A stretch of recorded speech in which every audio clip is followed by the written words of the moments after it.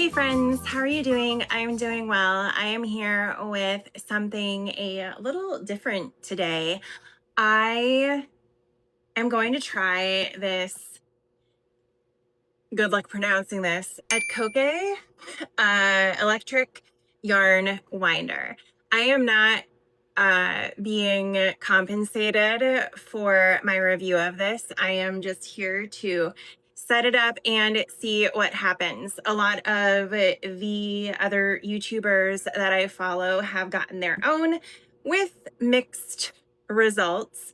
So my goal is to test it out for myself. One of the main reasons is that, like everyone else, I am getting older and my shoulder has really started bothering me. And so with my manual yarn winder, having to sit here and do this when I'm working on a sweater and need a sweater's quantity of yarn has really been getting to me. I'm working through it. I am trying to lift, light weights and stretch more and pay attention to the pain in my shoulder.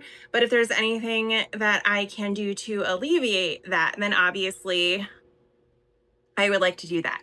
So my thought was, I'm going to go ahead and I'm going to buy one of these electric yarn winders and see if that helps me moving forward. So let's take a look at what comes in the box. What's in the box? The electric yarn winder comes in a few different colors, and I don't remember which one I got. The box makes me think I got a pink one, but I think I actually got a purple one, and the box is just pink. It's been a while since I bought this, and I just haven't, it's gonna sound weird, had time to actually set it up, but here we are. So I did get a pink one. Look at me. Do I know myself or what? This, I guess, would be the body, as it is very similar to my manual winder here. I'm assuming this is the piece that connects to the table. And then we have all this magic brouhaha at the top. This looks like I need an engineering degree to figure this out. Here we have a plug. It looks like this is just supposed to be an adapter, and it's a USB.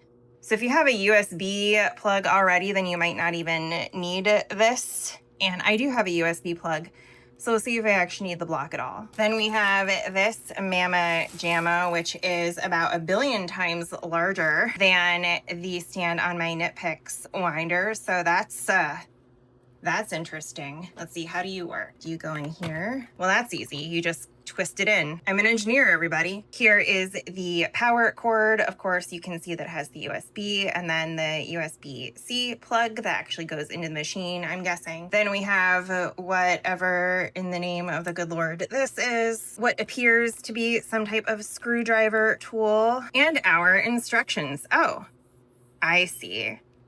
Kind of. When you open up the instructions, there is a video that you can use to install and figure out how to use this, but we're gonna go on an adventure today, just like everyone in Lord of the Rings. So this little doodad here is the yarn guide, and it looks like it's meant to go this way. Then we have these are little screws, and I'm going to take them out just so I have them, and then I'm immediately going to lose them because I know that this is how things work. All right, I'm going to pop this off and do this in the right order. So it looks like this goes in here or something. Oh, hey, how about that? And then we take our little screw and put that in there, righty-tighty, lefty-loosey, all that good stuff. Part 1 is complete. Now, part 2, we're going to take part D, which we already kind of figured this out,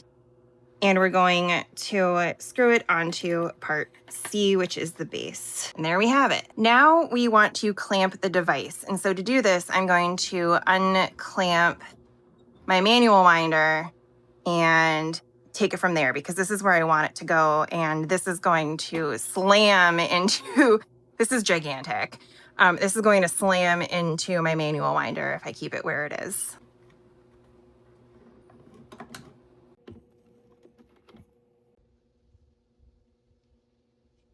Now that we have everything clamped, it is time to thread our yarn, and I have this Sock Week yarn from Super Glow that's exclusive to Nitty Natty Sock Week, which starts this weekend. I'm filming this on a Friday. So sock week starts on Sunday and I need to wind my yarn, and no time like the present to test this out. So let's see how annoying this is. In case you didn't get a good look, and I suppose I'll include this in my sock week vlog, but this is what the yarn looks like, and it is sparkly and fantastic.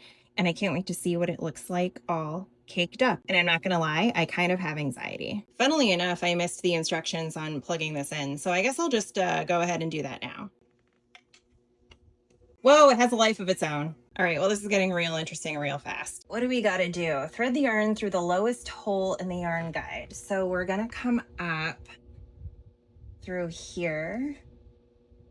Then we're gonna lift up the spring, and feed the yarn through the groove in the middle. I guess you can't see it from that angle, but there is this spring and you pull it back and there's this groove in the middle that once you get the yarn through the loop in the bottom, you put it up through there. And then continue threading the yarn through the holes and grooves. Okay, so I guess I come up this way. Then there's another situation over here. I am imagining this is all for tensioning purposes. And then over here, tuck the end of the yarn into the 4 slots at the bottom of the winder shaft. Say what? Is it, I guess this? I think that's it. I'm scared. I'm scared. Nope. I watched the video and it looks like what they actually did was, instead of just wrapping it around, they did it a couple times. So in the video, the instructional video, she kind of went around twice-ish just to secure it, instead of, in the instructions, it looks like you just do like this kind of loose situation, but that is not the case. So let's see if this works any better.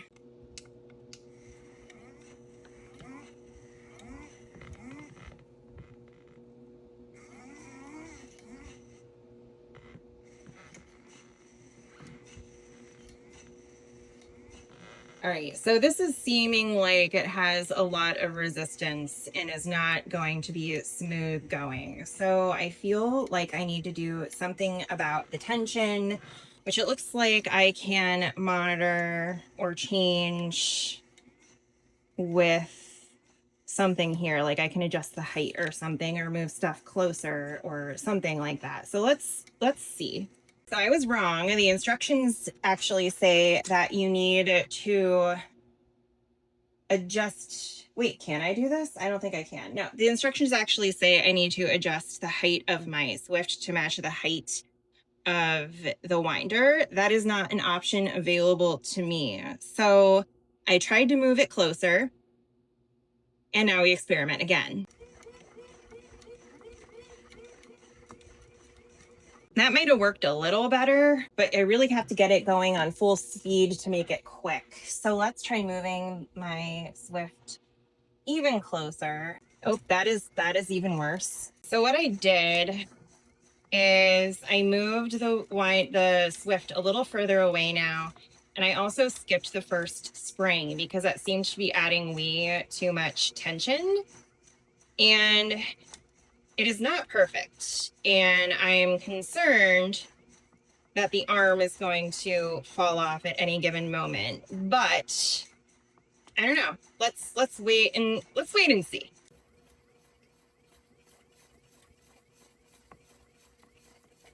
Taking a brief moment to pause and look at the results, and they're actually pretty good so far. I'm not gonna lie. At this point in time, I'm thinking I could 100% spin this faster with my bad shoulder, but in the interest of saving my shoulder so I can knit and work out and function well into my senior adulthood, this might be fine. Let me try to make some more adjustments and see what happens.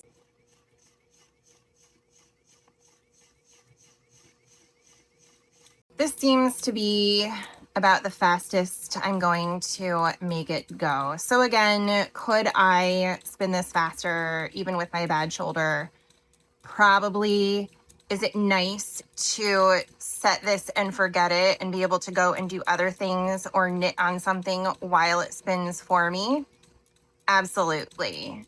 And not leaving a sweater's quantity worth of winding yarn with a bad shoulder might also be worth it.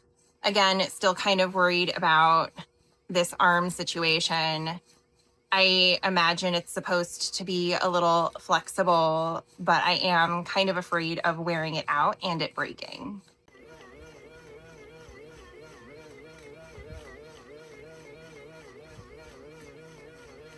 There is a bit of a wobble situation, if you can see that.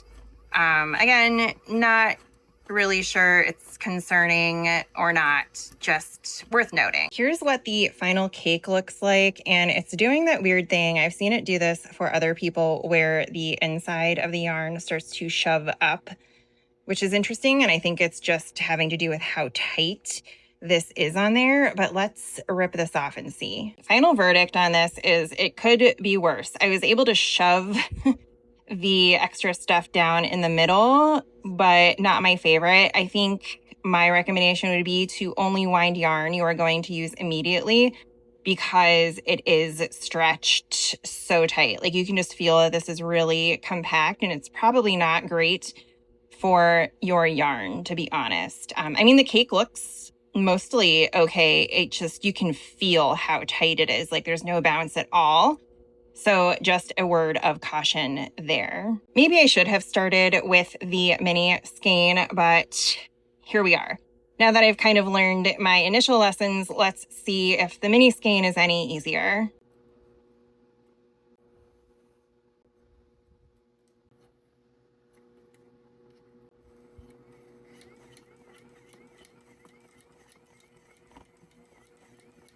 The mini skein came out a lot neater, but it's also still very tight. So I think if this was a full skein, we would have had the same issue with this one, where it started to snowman out. Overall, I think it's pretty good. Based on what you have seen, what do you think?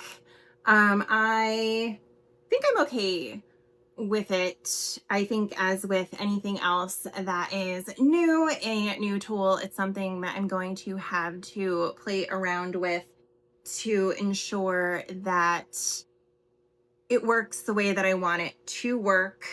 There are still some things that I need to learn. I don't think I like how tight it winds, and I think that is something that I can just play around with in terms of where I put the swift, where I put the winder, adjusting height and things like that.